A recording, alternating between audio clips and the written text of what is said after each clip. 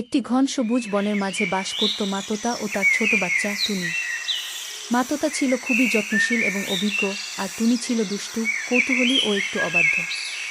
প্রতিদিন সকালে মা তোতা তার ছানাকে বলে দিত, টুনি, খুব সাবধানে থাকিস। বন অনেক বড়, আর সবার সঙ্গে মিশতে নেই।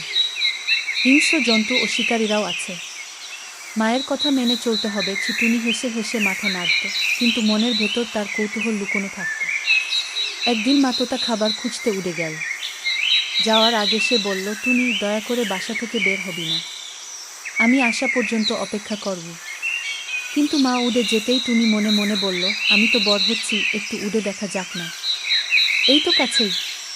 ছোট ডানা মেলে সে উড়ে চল বনের একটু গভীরে। ফুলের ঘ্রাণ, পাখিদের ডাক আর রঙিন প্রজাপতির দল দেখে টুনি মুগ্ধ হয়ে গেল। সে আনন্দে গেয়ে উঠল, খেলতে লাগল। কিন্তু হঠাৎ এক শিকারী ছেলেকে দেখে সে ভয় পেয়ে গেল। ছেলেটি তার দিকে জাল ছুড়ল।